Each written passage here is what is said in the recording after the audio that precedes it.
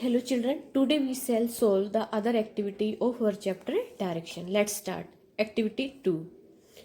Each child holds a cardboard clock with the hour and minute hands. इस activity में हर बच्चा गत्ते की बनी हुई घड़ी जिसमें घंटे और मिनट की सुई होती है उसे अपने हाथ में पकड़ता है. When the hour hand is on 12 o'clock, it shows north direction. At 3 o'clock it shows east. At 6 o'clock it shows south. And when it is at 9 o'clock it shows west. इसमें ये बताया है कि जब घंटे की सुई 12 बजे हुई तो इसका मतलब हुआ उत्तर दिशा. 3 बजे हुई इसका मतलब पूर्व दिशा. और अगर घंटे की सुई 6 बजे हुई तो इसका मतलब हुआ दक्षिण दिशा, साउथ. और अगर घंटे की सुई 9 बजे हुई तो इसका मतलब हुआ वेस्ट. तो ये चारों दिशाएं हमें पता लग गई. 12 पे नॉर्थ, 3 पे ईस्ट, 6 पे साउथ और 9 पे west. Next is intermediate direction. Intermediate direction मतलब बीच की दिशाएं. अब इनके जैसे नॉर्थ, साउथ, ईस्ट, वेस्ट, इनके बीच में भी 4 बीच वाले मध्यवर्ती दिशाएं भी होती हैं. जैसे ये हमारा हो गया नॉर्थ, ये साउथ, ये वेस्ट और ये हो गया ईस्ट. अब इनके बीच में भी 4 डायरेक्शन और हैं. तो नॉर्थ और ईस्ट के बीच में जो डायरेक्शन होगी वो होगी नॉर्थ ईस्ट. साउथ और ईस्ट के बीच में जो होगी वो होगी साउथ ईस्ट. नॉर्थ और वेस्ट के बीच में जो होगी वो होगी नॉर्थ वेस्ट. और साउथ और वेस्ट के बीच में होगी वो होगी साउथ वेस्ट. तो ये हमारी इंटरमीडिएट डायरेक्शन होगी NE, SE, SW and W. अब इसकी रीडिंग करते हैं. Look at the above picture of the compass. इसमें कहा है कि ऊपर जो कंपास की पिक्चर दे रखी है उसको देखिए. नोटिस दैट 4 इंटरमीडिएट और intermediary directions are marked between the 4 cardinal direction. अब इन 4 मुख्य जो दिशाएं थी उनके बीच में 4 बीच वाली दिशाएं भी बनाई हुई हैं. The intermediate in between direction between the north and the east is called north east. अब इसमें बताया है कि नॉर्थ और ईस्ट के बीच में जो डायरेक्शन आएगी उसे कहेंगे north east and E.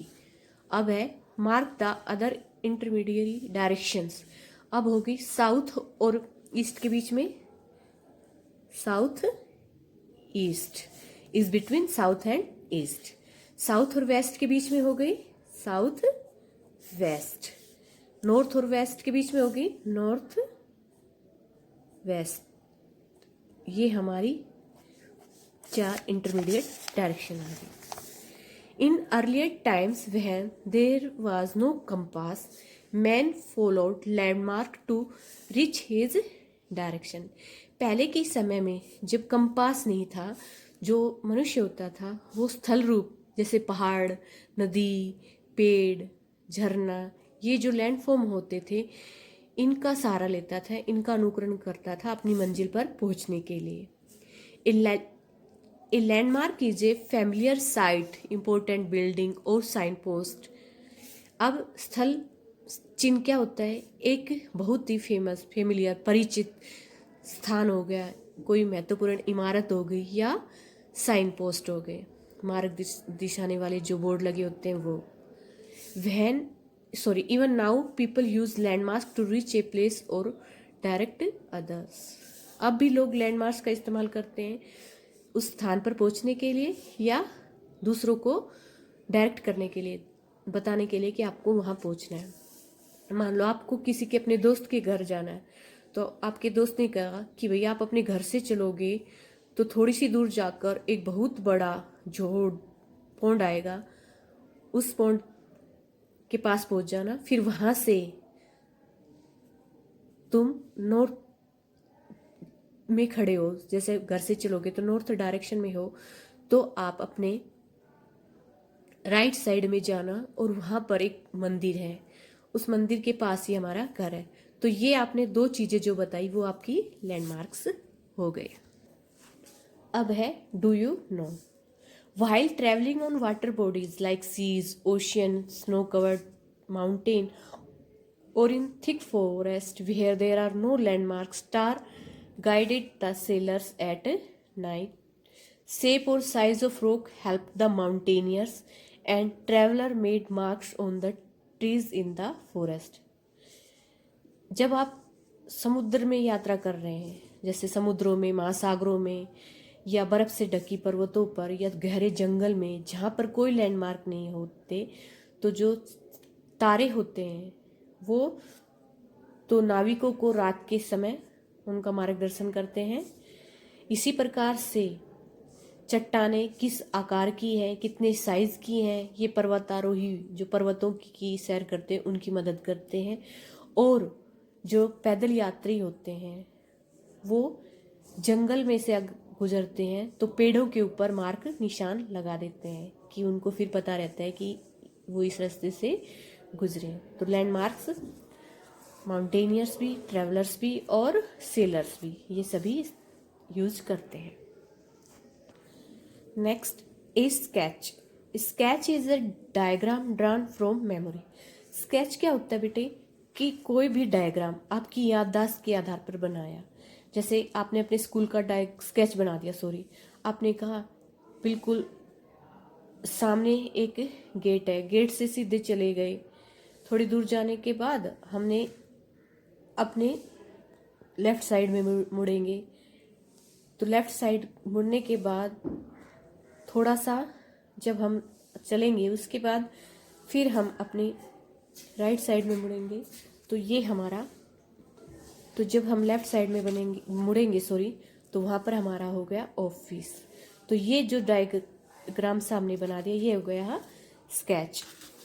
It gives us A rough idea of a place and helps in locating a place. ये जो स्केच होता है ये रफ आइडिया देता है किसी भी स्थान का और हमें उस स्थान की स्थिति को समझने में मदद करता है। It guide us with words like left, right, left, front, back, and gives some landmarks like a road, church, hospital etcetera. जब हम स्केच बनाते हैं तो उसमें हम राइट लेफ्ट वाले शब्द, फ्रंट बैक, दाएं बाएं, आमने सामने और कुछ स्थल चिन्हों का भी इस्तेमाल करते हैं, जैसे कि रोड का, चर्च का, हॉस्पिटल आदि का। तो उसकी मदद से फिर हम ये जो अपनी मेमोरी पर आधारित जो डायग्राम बनाते हैं वो हो गया स्केच।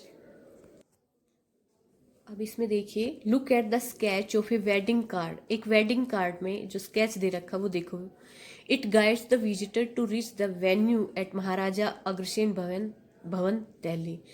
ये जो आगंतुक है, जो विजिटर्स हैं जो वहाँ जाएंगे, उनकी मदद करता है उस स्थान पर पहुँचने के लिए, महाराजा अग्रसेन भवन दिल्ली में।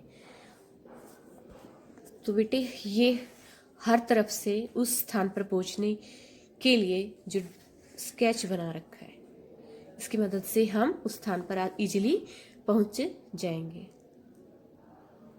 अब जैसे इसमें दे रखा है ये रिंग रोड, फिर ये वजीरपुर डिपो, फिर ये है ये रेलवे अंडरपास। तो ये कुछ मार्क्स भी दे रखे हैं। अब है activity 2, draw a sketch of your locality with 3 important landmarks.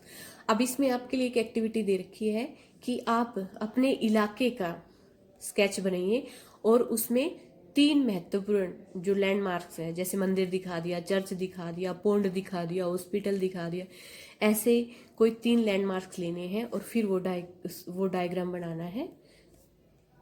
Okay बेटा, ये एक्टिविटी आप खुद करना। Thank you.